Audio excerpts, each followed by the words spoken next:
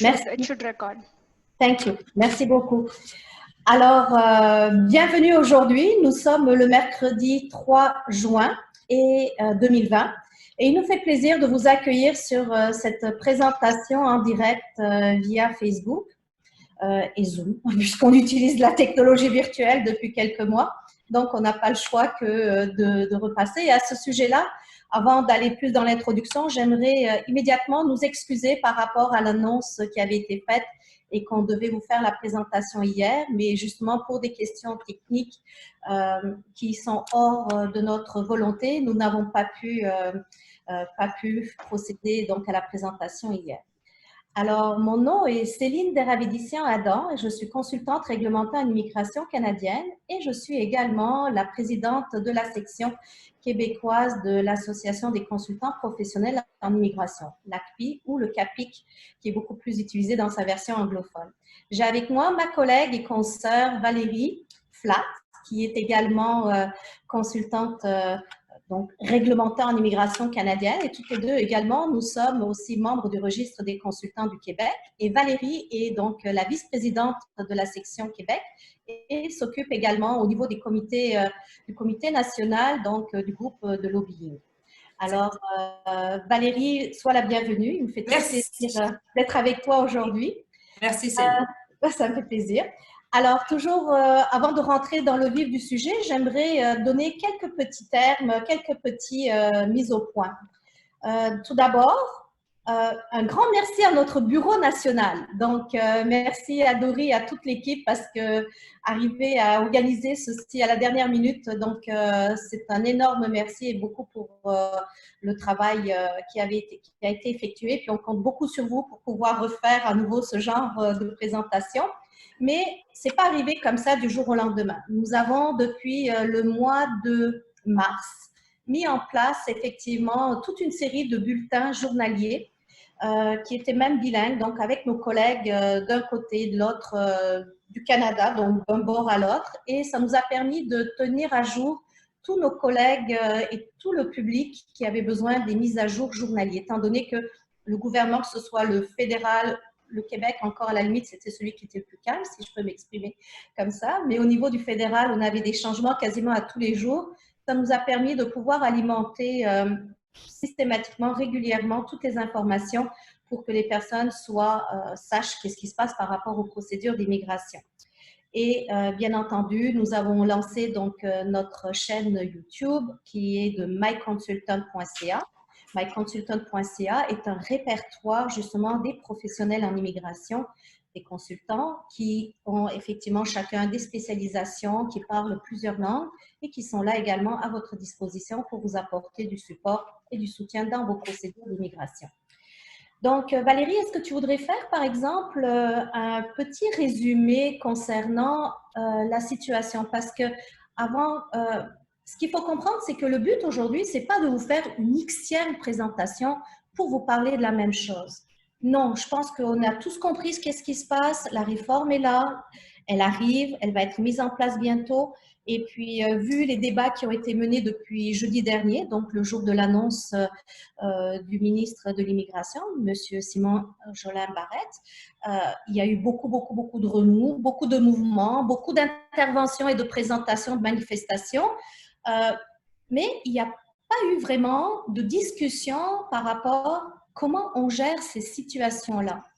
Donc, en fait, moi, ce que je voulais aussi surtout faire, c'était un petit point sur pourquoi la réforme, parce qu'en fait, les gens ne comprennent pas pourquoi tout d'un coup les politiciens s'énervent absolument à mettre en place une réforme si a priori tout marchait bien avec le PEC. Alors, c'est sûr que le PEC en soi, ça marchait bien jusqu'à un certain point, mais le PEC aujourd'hui, il est victime de son succès. C'est-à-dire que il y a pratiquement 85% des immigrants qui postulent au CSQ qui passent par le PEC, alors qu'en fait, au départ, on aurait voulu le gouvernement aurait voulu que ce soit plutôt moitié-moitié avec le programme régulier. Donc aujourd'hui, le PEC, il prend toute la place. Et puis, il y a déjà pratiquement 2 années de quotas de personnes sélectionnées déjà qui sont déjà dans les tuyaux, là, comme ils disent, dans les pipelines, qui sont sélectionnées, qui sont en attente d'une décision au fédéral maintenant. Et en fait, le fédéral, ils disent, mais alors pourquoi ça avance pas plus vite au fédéral? Le fédéral, ils peuvent pas avancer avancer plus vite parce que le Québec a un quota annuel. Et ce quota annuel, une fois qu'on l'a atteint, les portes se referment. Donc là, derrière les portes, on a 2 années de futurs immigrants qui attendent et qui vont encore attendre, malheureusement. Et c'est pour ça que le PEC, on ne peut pas continuer à juste vous entasser derrière ces portes. Il va falloir qu'on scrutine un petit peu plus tous ceux qui veulent postuler, parce que visiblement, il y a beaucoup de personnes intéressées par le Québec. Mais il va peut-être falloir mettre un peu plus peut-être de modérer un petit peu les critères de sélection. Et c'est pour ça que le PEC doit se transformer, s'améliorer certainement. Et puis que là, forcément, la réforme va en blesser certains, c'est sûr. On ne peut pas faire plaisir à tout le monde non plus. Mais nous, c'est sûr qu'on est, dans le cadre de la réforme, on appuie plutôt le fait que ceux qui sont déjà là, effectivement, devraient pouvoir bénéficier de certains droits acquis. Mais c'est en ce sens-là qu'on fait des mémoires. Je sais que Céline, tu voulais parler des mémoires qu'on avait déposées. Donc, je te redonne la parole pour parler des mémoires. En fait, lorsque le ministre a fait circuler l'information qu'il voulait consulter les partenaires et le public, tout simplement, effectivement, l'ACPI a présenté le mémoire par rapport à ses positions. Donc, il y a certaines choses qui sont correctes dans le fait de la réforme, mais il y a d'autres choses que, bien entendu, nous-mêmes, nous contestons. Et puis, nous contestons pas parce qu'on trouve ça injuste ou autre. Oui, il y a certains éléments qu'effectivement, on va aller plus dans la matière, qu'on va aller discuter, notamment les fameux droits acquis, etc. et autres. Je pense que tout le monde est d'accord pour ça, c'est indiscutable. Mais, par exemple, il y a certaines choses qu'on n'est pas d'accord, pas parce qu'on ne veut pas être d'accord, mais c'est juste que c'est des choses qui ont été probablement plus qu'oubliées. Ou alors, si ça a été oublié volontairement, ça peut avoir des effets très néfastes. Donc, est-ce que je donne l'exemple, par exemple, ça ira beaucoup plus vite, je pense, si on rentre dans le vif du sujet. La catégorie, on parle des catégories professionnelles. Donc, le PEC, avant, au début, quand il avait été conçu, normalement, c'était juste les catégories 0A ou B. D'accord? Donc, les postes de gestionnaire, de direction et de technicien, si on parle un petit peu dans le jargon technique. Et après, lorsqu'il y a eu la réforme de la loi de l'immigration il y a 2 ans, en 2018, 1er août, exactement, à ce moment-là, c'était le bonheur parce que tout ce qu'on avait mis, justement, nos positions par rapport à ces mémoires et les points de vue concernant notamment la fameuse pénurie de main-d'œuvre qui arrivait comme un gros… enfin bref, on ne vivait que de ça. Et là, c'était extraordinaire parce que les catégories C et D, donc les postes peu spécialisés, étaient également inclus, ainsi que les conjointes qui rentraient aussi dans la danse. C'était vraiment la période de bonheur. Ensuite, au mois de novembre, on sait ce qui s'est passé. Et puis là, avec la nouvelle mouture, comme par hasard, cette catégorie de classification peu spécialisée disparaît. Mais avec un danger incroyable. On vit actuellement la période de la COVID-19, d'accord? Il y a beaucoup de gens qui ont perdu leur emploi. On entend beaucoup des discours des gens qui disent « Ah oui, mais moi, je peux faire tel poste, tel emploi ou autre. » Mais dès que la crise de la COVID-19 va s'arrêter, que les entreprises vont reprendre le dessus. Et là, je m'adresse aux employeurs, je m'adresse à tous les organismes qui encadrent les entreprises, la petite entreprise, la grande entreprise ou autre. Vous allez avoir besoin toujours de vos opérateurs, vous allez avoir toujours besoin de vos préposés, justement préposés, le grand sujet du jour. Et je passe toutes les autres postes qui sont, par exemple, dans le secteur de la manufacture. Les personnes qui s'occupent comment on appelle ça, l'agroalimentaire, qui font tout le food processing. Vous voyez, je fais même l'anglicisme avec mon accent français. Donc, toutes ces personnes-là qui travaillent dans ces industries-là, qui sont dans des catégories C, D, parfois même E, on fait quoi de ces gens-là? Et je vais vous dire où est le danger. Le danger, c'est que ces personnes-là ne pourront même pas passer via la grille de sélection régulière, sinon pas leur secondaire 5. Parce que la grille de sélection, qui gère justement par la suite Arima, il faut avoir le secondaire 5. Si on n'a pas de secondaire 5, c'est éliminatoire. Donc, vous pouvez avoir le meilleur des candidats, que s'il n'a pas son secondaire 5, bye-bye le PEC et bye-bye Arima. C'est ce genre de choses que nous, on conteste et c'est ce genre de choses qu'on explique point par point. Alors, oui, il y a des choses à voir. Et puis, vas-y Valérie, de ton côté. Juste, en fait, oui, hein, donc la réforme en soi, il y a des petits changements concrets. Moi, je voulais peut-être plus parler des étudiants et toi des travailleurs. On va juste résumer rapidement.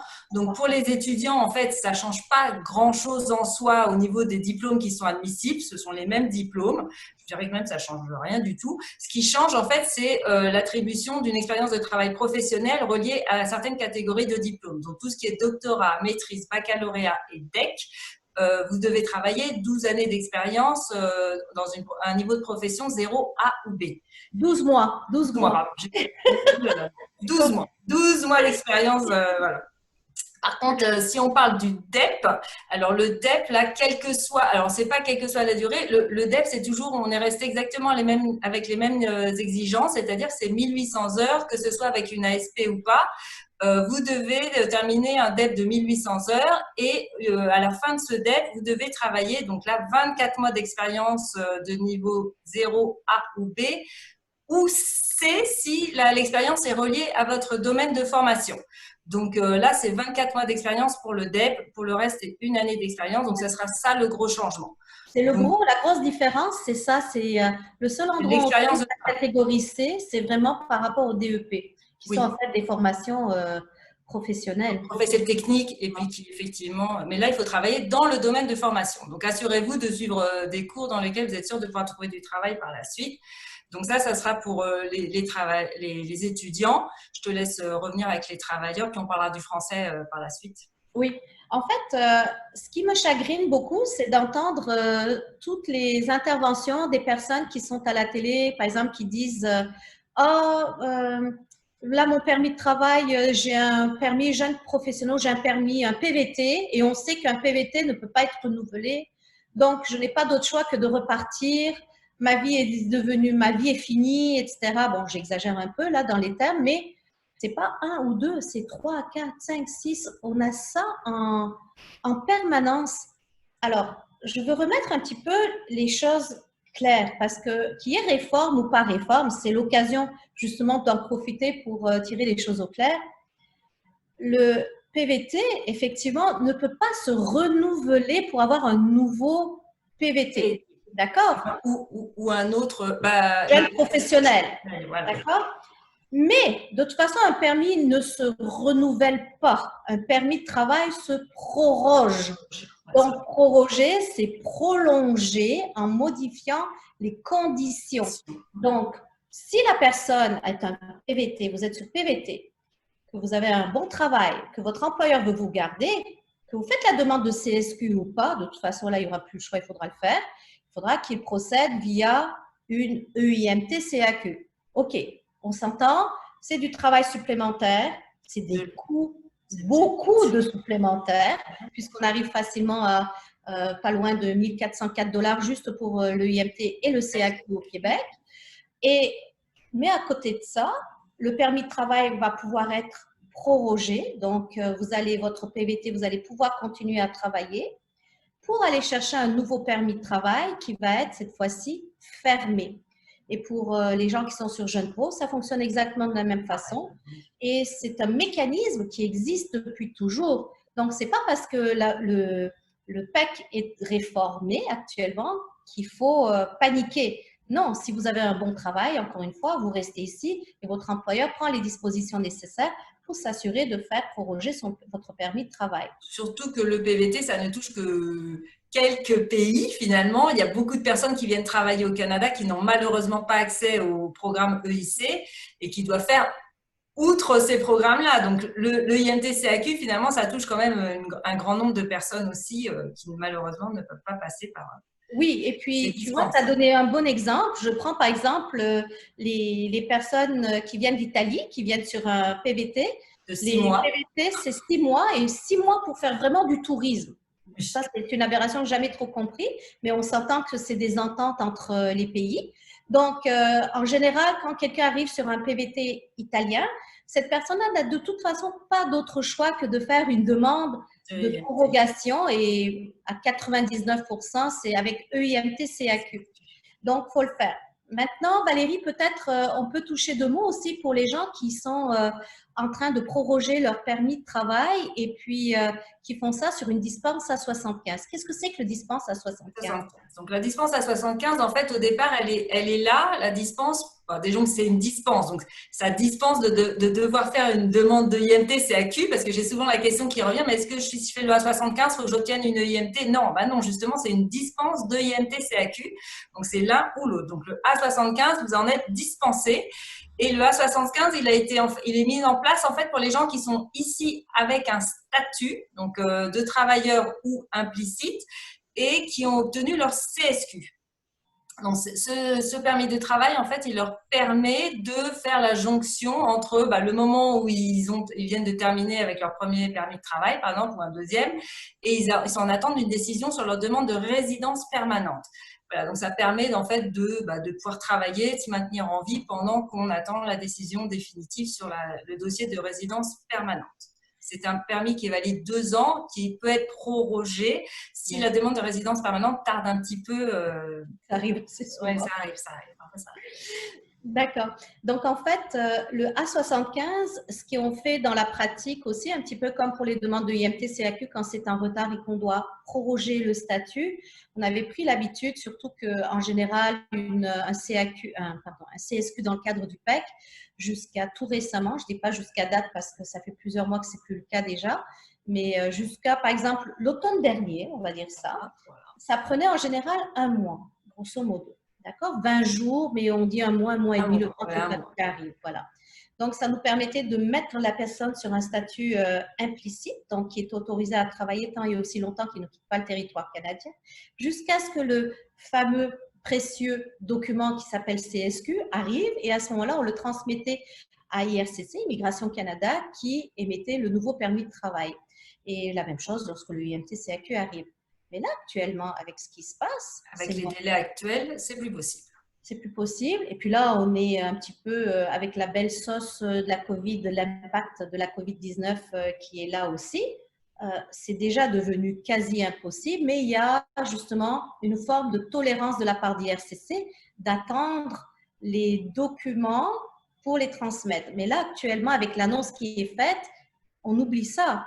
Donc, si vous avez un permis de travail qui expire bientôt et que vous pensiez recevoir le CSQ dans 2 mois, 3 mois, non, jouez pas avec le feu.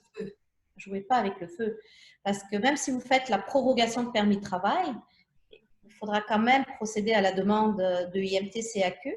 Et si vous faites la demande de IMT-CAQ, actuellement, c'est bloqué également, c'est très, très long. Donc, il y a de très fortes chances que vous allez vous retrouver à un moment donné avec du hors-statut, perdre votre statut implicite avec un refus qui risque d'arriver. Donc, moi, j'ai surtout de la peine pour les personnes qui se trouvent un petit peu coincées parce que c'est un petit peu à la dernière minute la situation qui arrive. Alors, il va falloir vraiment faire preuve de stratégie. C'est au cas par cas ce que l'on dit, que ce soit Valérie ou moi aujourd'hui, c'est pas généralisé. Donc, il faut vraiment que chaque personne vérifie cas par cas. Analyse sa situation. Exactement. Puis là, il faut compter les jours. Parce qu'on vous rappelle que quand vous faites votre demande de CSQ, vous devez avoir un statut. Vous devez avoir un statut implicite ou réel de travailleur, mais vous ne pouvez pas tomber hors statut. Vous ne pouvez pas être en restauration de statut. Parce qu'à un moment donné, le MIFI, quand il va prendre une décision, il se communique avec IRCC et il vérifie votre statut. Si IRCC dit non, il est hors statut, on vient lui envoyer sa lettre de refus finalement sur la prorogation. Le MIFI va prendre une décision négative sur votre demande de CSQ. Et là, vous venez de perdre $812. Et ça fait mal. Exactement. Alors, d'où l'importance, quand je dis EIMT-CAQ, ce n'est pas que je veux enrichir Service Canada ou le MIFI, loin de là, mais c'est un moyen de sécurité pour retomber sur vos pieds. Et si jamais vous devez faire effectivement un rétablissement de statut ou autre, ben à ce moment-là, au moins, l'EIMT-CAQ vous pourra faciliter et au moins pas garantir, parce que j'aime pas utiliser le mot garantie en immigration. Comme vous voyez, on peut jamais garantir, mais j'utilise toujours le terme, Valérie, de ceinture de sécurité. Donc, en fait, vous mettez vraiment une ceinture de sécurité et cette EIMT-CAQ vous permettra au moins d'aller réclamer un rétablissement de statut. Alors, juste pour clarifier, une IMT-SACU ne donne pas de statut. Oui, une IMT-SACU ne donne pas de statut parce que j'ai d'autres gens qui m'écrivent et qui me disent bah, ça y est, j'ai lancé le IMT-SACU, j'attends. Oui, mais j'attends, mais en attendant, il faut maintenir un statut parce que le IMT-SACU, c'est une démarche administrative qui va vous permettre de pouvoir faire une demande de permis de travail. Mais en attendant, il faut que vous mainteniez un statut pour pouvoir rester au Canada. Et de la même façon aussi, lorsque vous avez fait votre démarche via l'offre d'emploi validée, donc sur le portail de l'employeur, ce n'est pas parce que l'offre a été enregistrée sur le portail de l'employeur sur le site d'IRCC que vous avez la prorogation de votre permis de travail qui a été effectuée. Alors, du coup, dans la même lignée, on va rajouter le CSQ n'est pas non plus un statut. Parce qu'il y en a qui se disent, j'ai reçu mon CSQ, c'est bon, je lance la démarche de résidence permanente et j'attends. Mais non, non, non, le CSQ ne vous donne pas non plus de statut. Les seuls statuts, finalement, c'est le petit papier jaune-brun là que vous avez dans votre passeport, qui est généralement broché à votre passeport, qui indique la date de validité de votre du permis actuel et qui est en fait la validité du statut qui vous a été autorisé. Donc, c'est ça votre statut. Exactement. Valérie, maintenant, quelles sont les situations que toi, tu vois qui peuvent être portées justement un petit peu à confusion par rapport aux étudiants? Bah, moi, les étudiants, là, il y en a beaucoup qui sont en panique parce qu'ils devaient terminer cette session. Et puis, certaines universités n'ont pas été capables de donner les cours en ligne ou autre. Donc, certains sont capables de terminer cet été, mais d'autres doivent repartir pour l'automne. C'est sûr, l'automne, voire plus. Donc, ceux-là, ils se disent, bon, bah là, c'est sûr, je passe à côté du PEC parce que si la réforme passe, je vais pas pouvoir. Donc, déjà, on vous rappelle que si votre programme d'études est allongé à cause du Covid, le MIFI a mis en place quand même une procédure qui fait que votre CAQ est prorogé implicitement, on va dire. C'est-à-dire que si votre CAQ se terminait là entre le 30 avril et on va dire le 30, peut-être pas le 30 décembre, mais quelque part avant le 31 décembre, votre CAQ est automatiquement rallongé jusqu'au 31 décembre et vous pouvez finir vos études à condition de proroger votre permis d'études. N'oubliez pas que c'est le permis d'études qui vous donne le statut, donc vous n'avez plus qu'une seule démarche à faire, c'est celle de proroger votre permis d'études. Celle-là, vous la faites en ligne. Franchement, pour ceux qui ont déjà la biométrie de fait, moi, le dernier, je l'ai reçu en 3 semaines. C'est super rapide. Donc ça, sauf pour ceux qui évidemment qui sont en attente que les bureaux de Service Canada réouvrent pour pouvoir faire leur biométrie, ça va être plus long, mais au moins si vous êtes en statut implicite, quand bien même votre permis se terminait là au 30 juin, vos études continuent sur tout l'été, c'est pas grave, vous serez en statut implicite pour pouvoir terminer votre diplôme et recevoir votre diplôme. Par contre, pour tous ceux qui doivent continuer, parce que les études doivent se continuer, vous, de toute manière, vous allez devoir redemander un CAQ si c'est au-delà du 31 décembre et un nouveau permis d'études aussi. Et puis, effectivement, la réforme va vous toucher de plein fouet, parce que la réforme, elle est très claire. Si vous n'avez pas terminé vos études avant que la réforme entre en vigueur, en fait, vous ne pourrez pas mettre une demande de CSQ sous le volet étudiant. En fait, c'est la fin du volet étudiant. En fait, pour clarifier, le volet étudiant disparaît le jour où la réforme entre en vigueur. Il n'y aura plus que finalement un volet travailleur. Donc, selon les études que vous avez faites, vous aurez travaillé 1 an ou 2 ans. Et pour les travailleurs, vous aurez travaillé 3 ans. Mais finalement, c'est la disparition du volet étudiant en soi. Oui, effectivement, je pense qu'il va y avoir certaines surprises pour plusieurs personnes, mais on va voir qu'est-ce qui va se passer et puis on aura justement nos bulletins hebdomadaires pour pouvoir gérer, conseiller avec nos questions du jour qui vont être données. Maintenant, il y a quelque chose aussi que souvent les gens oublient de penser parce qu'on fait de la fixation PEC. Sur le PEC, c'est une fixette. Et toi, tu as très bien expliqué qu'il y a 2 ans d'arriéré au niveau des certificats de sélection du Québec pour les travailleurs qualifiés Québec. Donc, on peut comprendre que le fameux 3 ans vient à peu près par ça, en ordre d'idée, parce qu'on a été tous choqués en disant 3 ans, alors qu'il y a des choses qui étaient beaucoup plus sensibles et qui ont disparu, la régionalisation. On parle plus du tout de régionalisation. Alors que le gouvernement, depuis X temps, investit de l'argent, a créé des bureaux de BIC, pas de BIC, excusez-moi, mais des bureaux d'immigration Québec, des agents locaux, etc., pour aider les employeurs et autres. Plus rien. On parle plus rien de ça. Plus rien. Donc, on s'attendait, nous, qu'il allait y avoir deux poids, deux mesures. Donc, pour les régions, peut-être certains types de durée, certaines moins pour Montréal métropolitain. Enfin, bref, je passe les détails. Où est-ce que je veux en venir? Ben, vous n'avez pas besoin d'attendre 3 ans Ben non. pour faire votre demande de certificat de sélection du Québec. Mais là, puisqu'on parle directement, et puis je pense que ce soit toi ou moi, notre réputation est faite, les gens ils connaissent comment on est direct et franc, il faut espérer que Arima va décoller et s'arrimer. Oui. Sur ces Finalement, ça a rimé. D'accord, parce que quand on voit qu'il y a eu à peine, même pas 160 cas d'Arima qui ont été traités sélectionnés et traités. Sélectionnés, traités, finalisés, qu'il n'y a que ça, malgré le nombre explosif de candidats qui sont en attente, et je ne parle même pas du PEC, là, on se pose sérieusement des questions. En plus, les bugs, les choses comme ça. Moi, si Arima fonctionnait bien, je me serais sentie encore un peu plus à l'aise.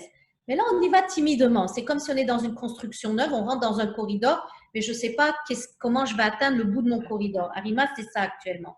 En même temps, le point positif, moi ce que j'allais rajouter quand même, c'est que le point positif, c'est que là, dans les derniers 12 mois, finalement, la majorité des personnes qui ont été sélectionnées se trouvent au Québec avec un employeur.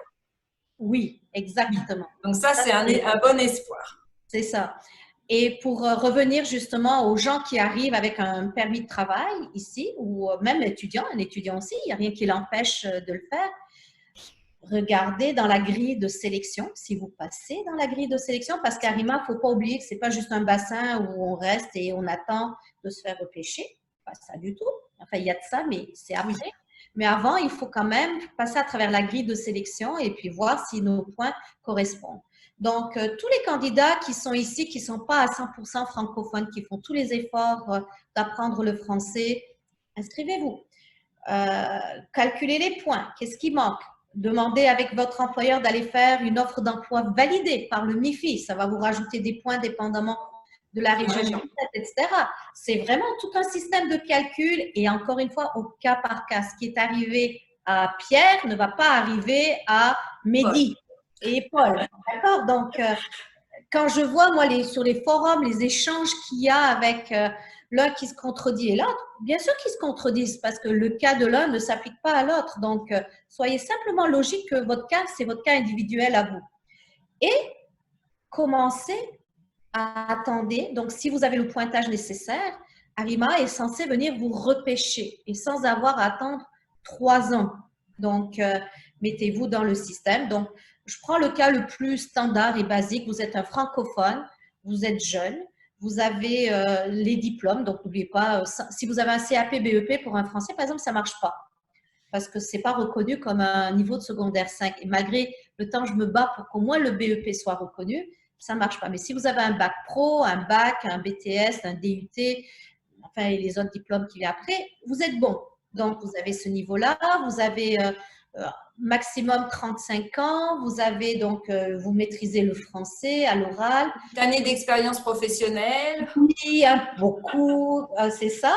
Ben, vous allez chercher quand même déjà d'office les points qu'il faut. Donc, vous rentrez tranquillement, normalement, dans la grille de sélection régulière. Donc, CSQ régulier et Arima est censé venir vous repêcher. Et en plus, vu que vous avez un permis de travail, que vous allez avoir également, pourquoi pas, faire la demande d'offre d'emploi validée, s'il y a un système de classification qui un jour se mettra à marcher, parce que pour le moment, on n'a aucune idée sur quels critères encore le MIFI fait cette sélection, invitation, on voit les invitations, utilisons les bons termes.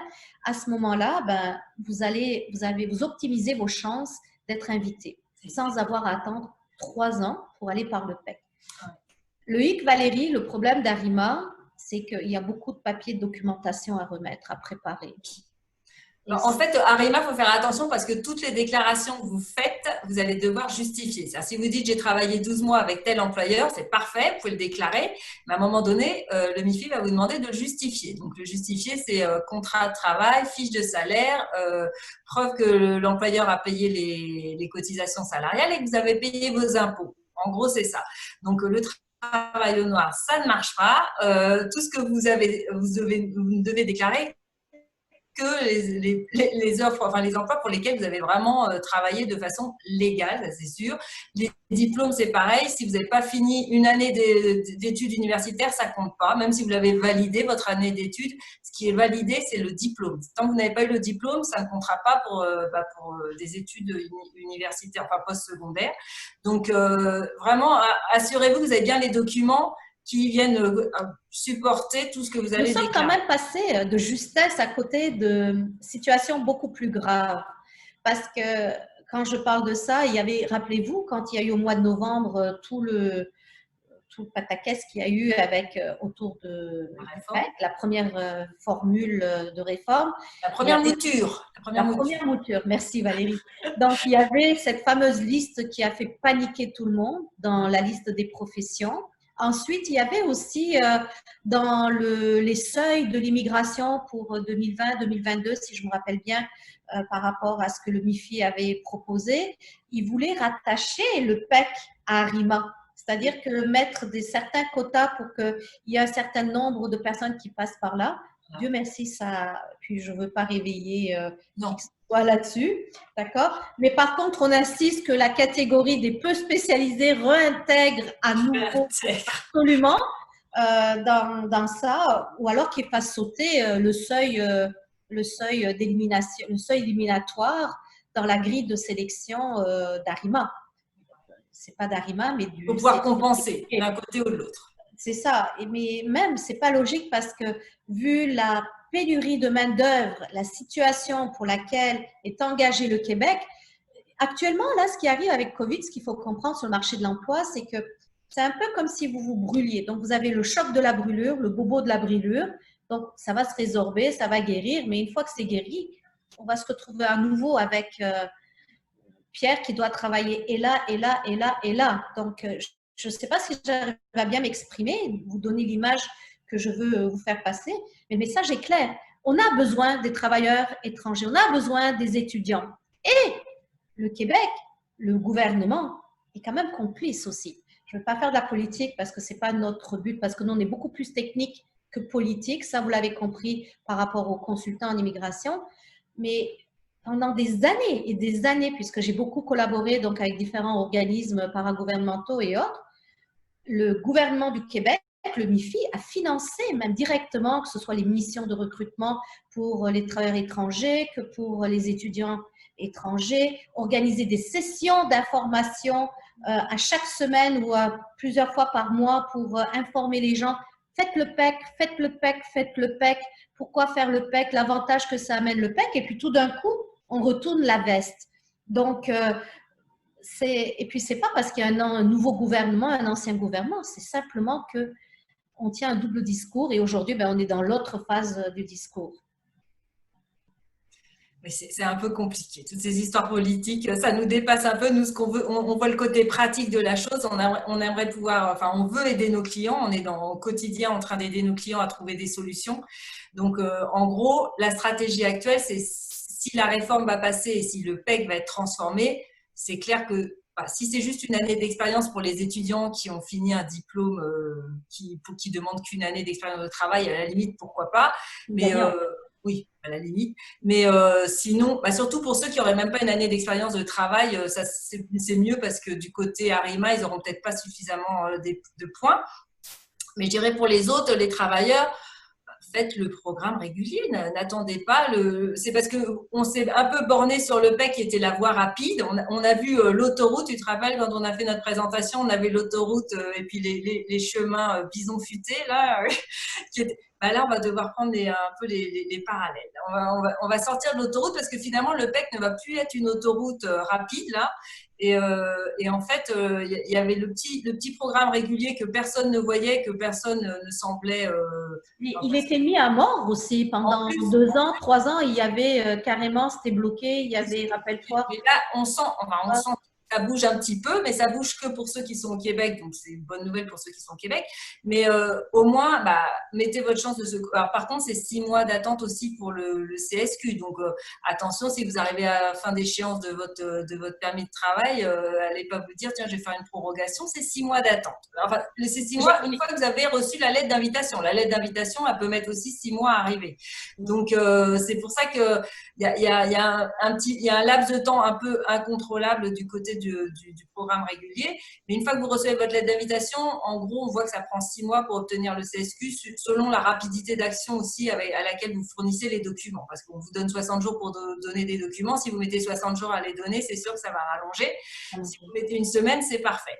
Donc voilà. Donc le programme régulier, ça peut être une bonne alternative. Et puis, ça va être votre ceinture de sécurité si vous voulez vous assurer de pouvoir rester finalement.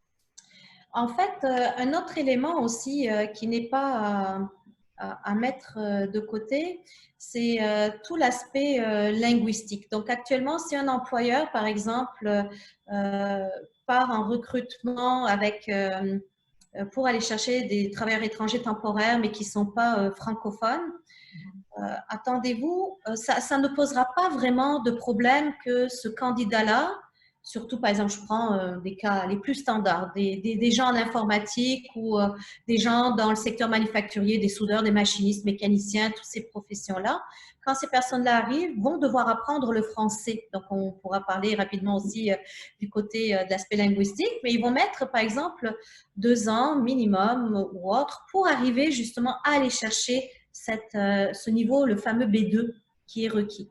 Donc, à ce moment-là, en général, on procède déjà à une prorogation du permis de travail pour pouvoir aller chercher une période supplémentaire. Donc, le fait qu'il va demander dans 3 ans, ces personnes-là, pour eux, il n'y a rien qui change. Mais pour refaire le lien avec ce qu'on vient de dire, si vous êtes francophone d'office, que vous voyez que vous rentrez dans la grille de sélection, ARIMA dès le départ. Ne vous posez pas de double question là. Ah oui, il ne faut plus perdre de temps. Donc juste, on va continuer avec le français justement, parce que le français, ça va devenir un petit peu le point noir de la réforme, puisque dans 1 an, a priori, les conjoints vont devoir démontrer un certain niveau de français. Donc c'est quand même un niveau assez bas, c'est A2, mais niveau 4, donc A2. Mais ce niveau de français, le conjoint, il va falloir que, de toute manière, qu'il prenne le temps d'apprendre le français. Donc nous on a envoyé nos points là-dessus sur le niveau de français du conjoint, qui était au départ, de fait, sur la première réforme, était à B2 aussi. Hein, donc ils ont revu à la baisse le niveau de français du conjoint. On est bien content là-dessus. Ceci dit, il y a différentes choses pour lesquelles on n'est pas d'accord non plus, mais ça, vous pourrez aller le lire sur notre mémoire qui sera de toute manière disponible. Tous les mémoires de tout le monde, d'ailleurs, sont disponibles en ligne. Vous pouvez aller voir les commentaires de tout à chacun sur la réforme. Mais le français, donc en fait, vous allez de toute manière… les cours ne sont plus reconnus pour démontrer le niveau de français, donc c'est forcément un test standardisé où vous faites partie d'un ordre professionnel où vous avez étudié 3 ans en français. Donc, c'est le seul moyen de démontrer son niveau de français. Et de toute manière, sous ARIMA, vous n'avez pas le choix, vous devez passer le test pour démontrer votre niveau de français. Ou alors être membre d'un organisme, d'un ordre professionnel. Et puis… Mais sous ARIMA, il n'y a pas le choix. Sous ARIMA, on est obligé de passer… Ah non, sous ARIMA, c'est le test, effectivement. Qu'on soit français. Alors là, je reviens là-dessus parce que j'ai souvent la question, même si on est français de souche et qu'on parle le français, ou même belge ou suisse, là, ou de n'importe quel pays francophone, on doit faire le test. Exactement. Obligatoire. Obligatoire parce que c'est le seul moyen de démontrer que vous parlez le français. Et puis, sur la planète, il y a beaucoup de gens qui ont des passeports de pays francophones qui n'ont jamais mis le pied dans le pays francophone en question parce qu'ils l'ont obtenu par leurs parents. Donc, c'est pas parce qu'on a un passeport qu'on parle forcément la langue du pays. Je connais des passeports français où les gens ils parlent à peine 3 mots de français derrière aussi. À peine. Donc, non, faut pas dire, ça a l'air aberrant pour certains, mais en fait, c'est une réalité. C'est pas parce qu'on a le passeport. C'est comme si on disait les Canadiens parlent tous français. Non. On en a la preuve tous les jours. Donc non. Je pense qu'on y pensait ça. Mais aussi, un autre élément, Valérie, qui n'est pas des moindres, juste pour conclure par rapport au point de français, j'aimerais simplement rajouter ce que tu as dit. Nous, on n'est pas trop d'avis qu'ils exigent que le ou la conjointe ou l'épouse parle le français au moment du dépôt de la demande de CSQ, surtout si la personne n'est pas au Québec. Parce qu'il y a encore beaucoup de personnes dont les conjoints, époux, je ne sais pas quel terme utiliser parce qu'on peut l'avoir dans toutes formes, sont à l'étranger et ces personnes-là, bien, c'est vraiment un problème. Je pense que s'ils sont à l'étranger, c'est d'office l'épouse parce que sinon ils ne peuvent pas rentrer dans le cadre du PEC, les conjoints de fait. Si une conjointe de fait vit à l'étranger, il faut que ce soit forcément. Mais s'il est déjà au Québec, Valérie, qu'il est sur un permis de travail, n'oublions pas non plus que le MIFI a mis en place toutes les cours de français qui sont offerts gratuitement et même que la personne est rémunérée. Donc là, effectivement, il n'y a pas d'excuse que la personne aille présenter son niveau A2, effectivement. Surtout que A2, ça lui permettra d'avoir un niveau de base, juste histoire de se débrouiller dans la rue, de faire ses courses tranquillement, parler avec ses enfants qui vont peut-être être scolarisés en français. J'ai mal à la tête ou des expressions de même, c'est ça. Répondre au téléphone, voilà. Oui, voilà. Mais si nous avons par exemple un monsieur philippin qui travaille ici, que son épouse vit dans le pays d'origine et qui vit dans un petit village, cette personne-là, montre-moi comment elle va être capable de pouvoir démontrer qu'elle a un niveau de français pour faire. Donc, il va falloir qu'il passe obligatoirement par ARIMA si jamais ce n'est pas modifié. Alors, on profite de l'occasion pour vraiment passer le message de façon claire. Vous faites des réformes, vous faites des changements, mais il faut simplement penser au contexte général des gens avec qui vous allez avoir à traiter ces dossiers-là. Donc, le public qu'on touche. Et puis, Valérie, le problème aussi, quand on parlait d'expérience d'1 an, de 3 ans, où tu parlais des délais de traitement de 6 mois, ensuite il y a les 24 mois, on s'entend que souvent quand les gens ils viennent au Québec, ils viennent dans leur esprit au Canada. Mais ils aiment surtout rester, par exemple, le côté un peu latin, un peu ouvert de Montréal, et je ne parle même pas des régions, donc de Montréal. Donc pour eux, ils trouvent un travail, ils sont contents. Mais je pense que les mesures actuelles font dire à ces personnes-là, partez ailleurs. Oui. C'est sûr qu'Entrée Express va être aussi le gros concurrent dans toute cette histoire parce qu'Entrée Express, comme vous le savez, vous pouvez obtenir la résidence permanente rapidement. On dit 6 mois, mais c'est un peu plus que 6 mois quand même. Mais bon, rapide. Oui, enfin, de toute manière, c'est moins d'1 an. Donc, il y a aussi des programmes pour les francophones, spécifiquement pour les francophones qui aident aussi.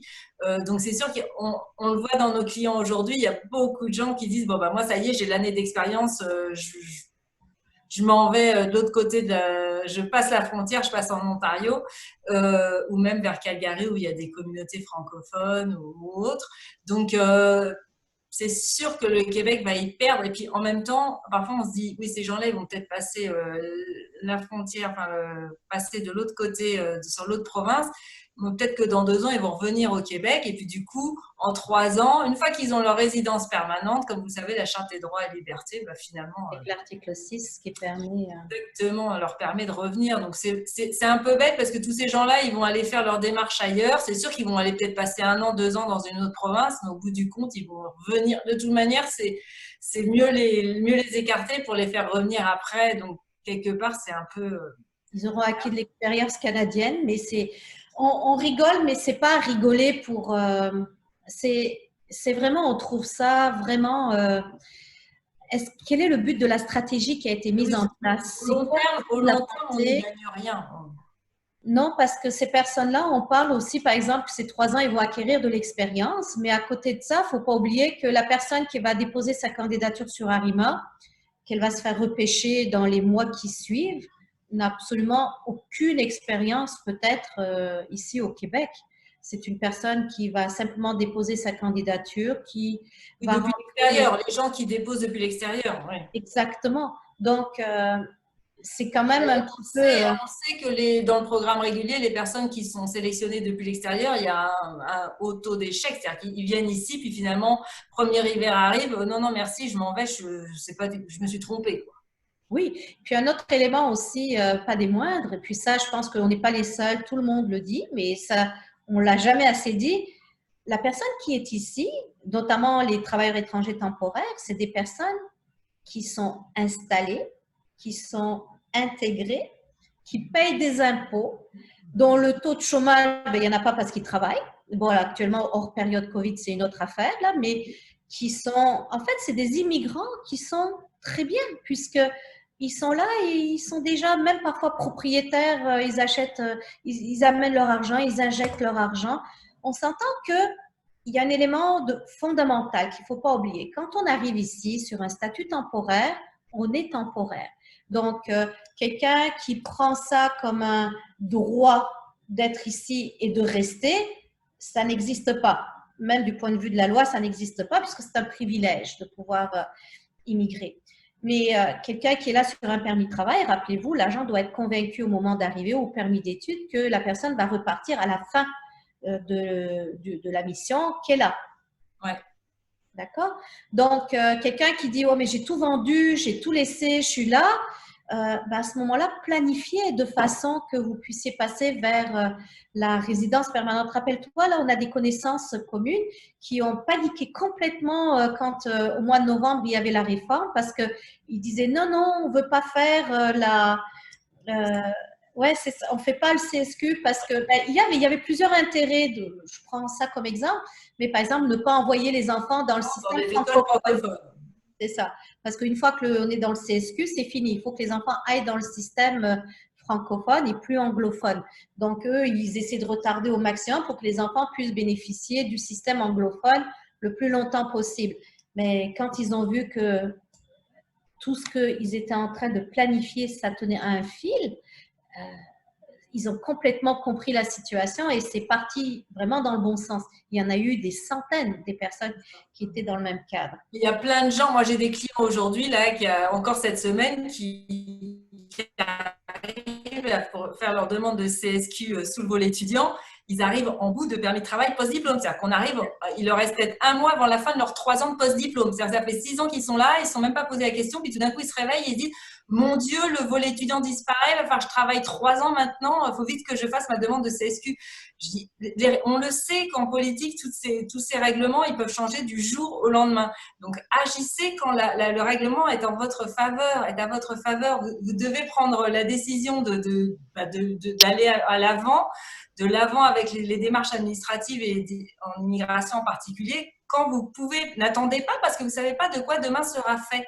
Donc, le CSQ, c'en est la preuve. En 2 ans, on est passé par des hauts, des bas, des grosses réformes. N'attendez pas. Quand vous pouvez faire la demande, présentez la demande de CSQ. Exactement. Je pense qu'on a de la chance de vivre dans une province qui a vraiment beaucoup d'atouts. D'atouts au niveau des opportunités professionnelles, d'atouts au niveau des programmes de formation. Et puis, c'est pas seulement Montréal. Moi, je travaille personnellement énormément en région. Donc, ceux qui me connaissent, je leur dis un petit bonjour, là, justement, dans les régions. Et tout le système de formation, d'éducation est tellement bien bâti par rapport justement aux particularités également des régions. Par exemple, côté Rimouski, tout ce qui est nature, environnement et autres. Plus maintenant, tous les systèmes des cégeps aussi qui sont développés pour aller chercher des étudiants de l'international, les faire venir. Ça ne veut pas dire que toutes les personnes qui viennent ici comme étudiants veulent rester aussi. Il y en a qui ont d'autres ambitions, qui décident eux-mêmes déjà de partir dans le reste du Canada ou ailleurs à l'étranger ou de retourner chez eux. Mais ceux qui viennent ici au Québec, on a besoin de ces personnes-là pour payer nos retraites plus tard aussi. D'accord? Donc, le but, c'est qu'ils sont déjà capables de pouvoir venir et puis nous apporter leur force humaine. Et le PEC, c'est quelque chose qui a servi même de modèle à entrée express, puisque le PEC a été créé avant. Et l'entrée express, au début, bon, il y avait un petit peu des gros grains de sable, et puis finalement, ils ont bien nivelé ça. Et ça marche à merveille, ça marche à merveille. Pourquoi aujourd'hui, on est en train de prendre le tapis et de retourner ce tapis-là sans considérer ce qu'il y a sur le tapis de l'autre côté?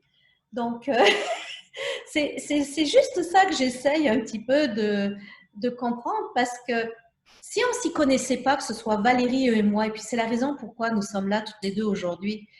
Depuis le début, je pense que j'ai été une des premières à déposer des demandes de PEC à l'époque. Et puis je sais que les personnes qui travaillaient au MIFI à l'époque sont toujours là. Il y en a quelques-uns des agents qu'on connaît, que je sais qui connaissent le programme à la perfection.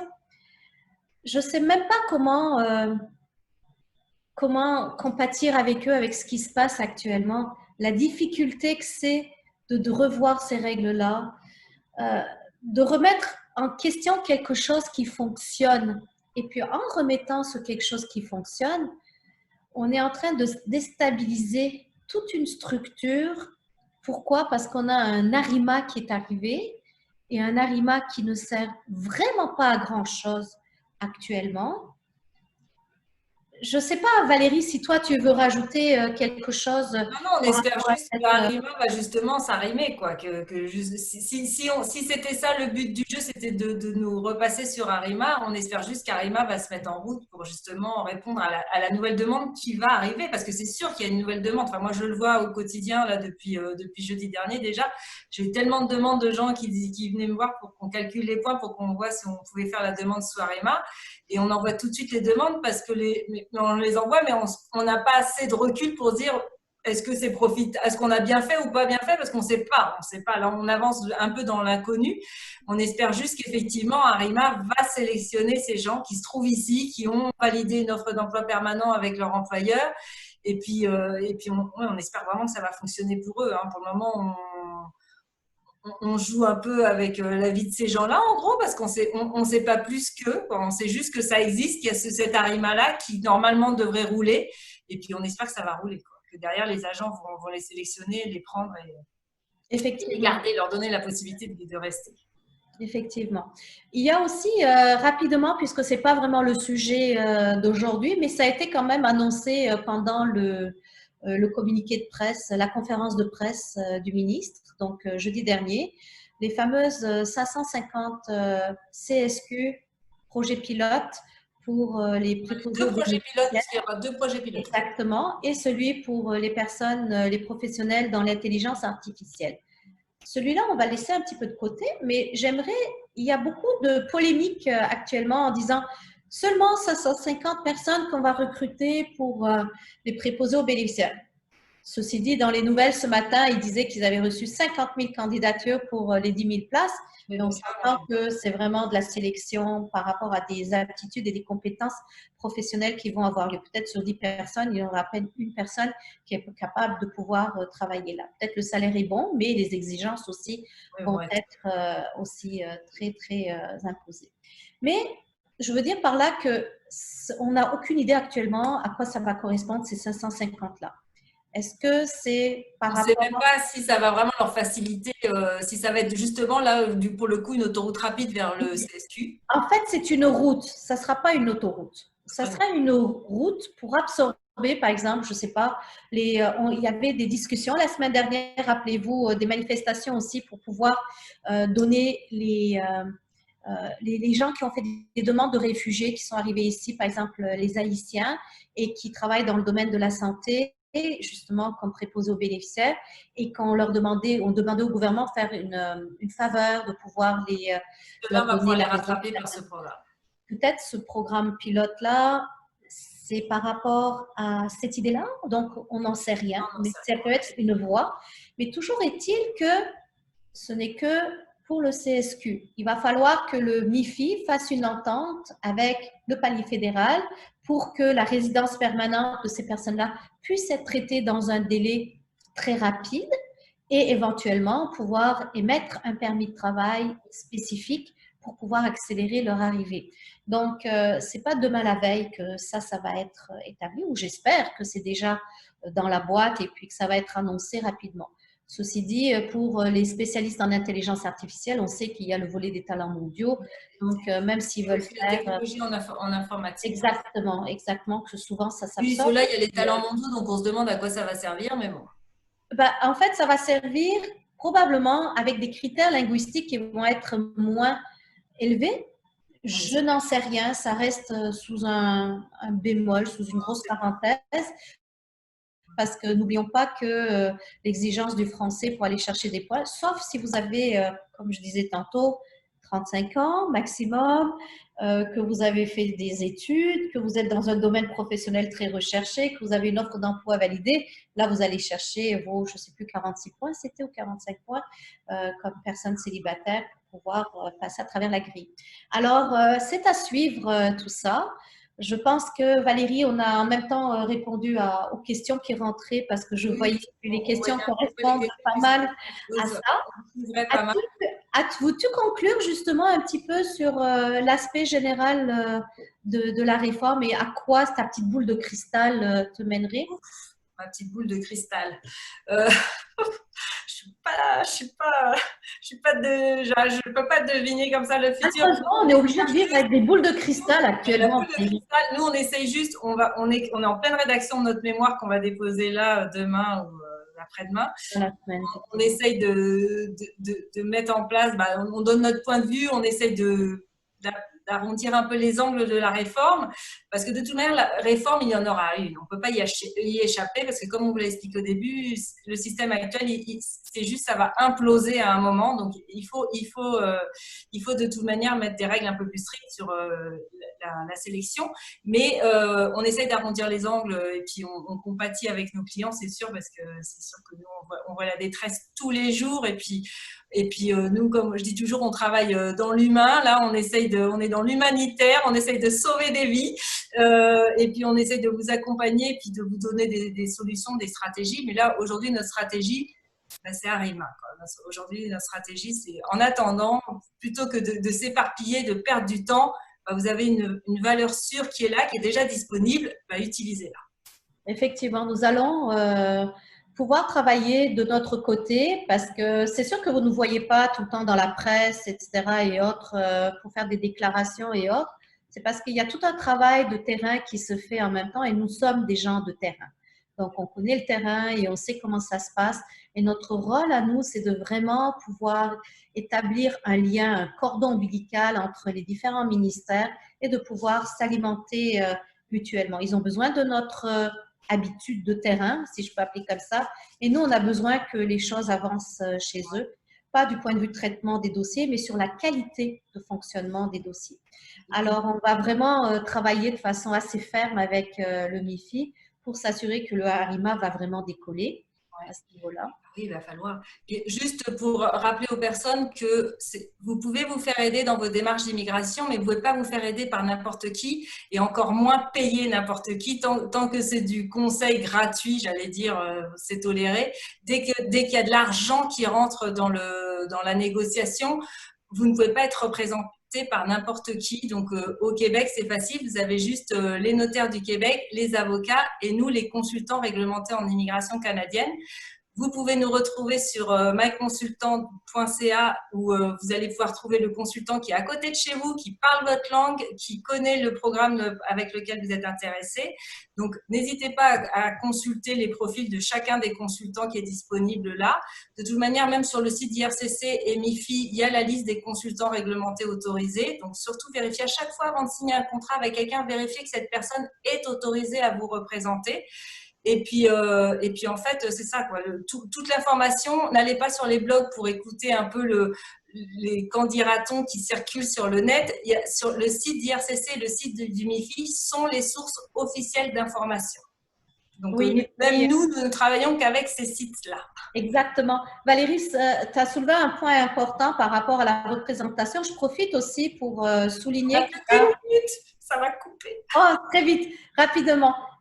Juste pour dire qu'il y a des associations, des organismes qui offrent des services en immigration. Non. À part si la personne travaille absolument bénévolement et ne touche pas de rémunération de son association et qui peuvent vous orienter vers les ressources pour pouvoir faire les procédures d'immigration. Donc, c'est très important, c'est vraiment des pénalités, c'est vraiment majeur. Et pour conclure, alors, nous avons, comme je vous disais, fait nos bulletins journaliers tout le temps. Maintenant, c'est des bulletins hebdomadaires. Venez sur notre chaîne YouTube de myconsultant.ca. On est là. Chaque semaine, vous allez voir nos bulletins Donc, il y aura un bulletin français, un bulletin en anglais par nos collègues anglophones aussi sur l'actualité de l'immigration à chaque semaine. Et bien entendu, on va vous tenir au courant à chaque semaine de ce qui se passe avec la réforme, pas à pas, et répondre à des questions également. Donc, Valérie, merci, tu as fait justement la référence par rapport pas à l'agenda, là, mais comment on dit ça, au bottin des professionnels en immigration qui sont disponibles sur myconsultant.ca. À nos confrères aussi qui nous suivent, consultants ou autres, eh bien, écoutez, chaque semaine, nous avons nos SOS CAPIC qui sont là. Donc, SOS CAPIC, ça permet justement d'aller traiter dans le vif du sujet des questions d'ordre très technique. Et la semaine prochaine, exactement, et la semaine prochaine, nous allons avoir une session spécialement SOS CAPIC pour le PEC, pour vous donner toutes les stratégies, vous aider à amener les dossiers de vos clients, disons, vers les bonnes voies, vers les bonnes axes. On va dire ça comme ça. D'accord ? Alors, merci encore à toute l'équipe au national de nous avoir permis de faire ce live directement. Encore désolée pour le décalage entre hier et aujourd'hui, comme promis. Si vous avez besoin de quoi que ce soit, vous pouvez poser vos questions directement à partir même sur soit cette page Facebook ou à partir de notre chaîne YouTube. Valérie, qu'est-ce qu'on dit ? On dit à très bientôt. À très bientôt. Et puis, on reste positif, on garde espoir. Et puis, je suis sûre qu'on a toutes les personnes qui ont manifesté leur mécontentement sur les points, on les partage tous ensemble et on va croire que le ministère et le gouvernement vont nous écouter. Merci beaucoup. Bonne fin de journée. Au revoir. À très bientôt. Au revoir.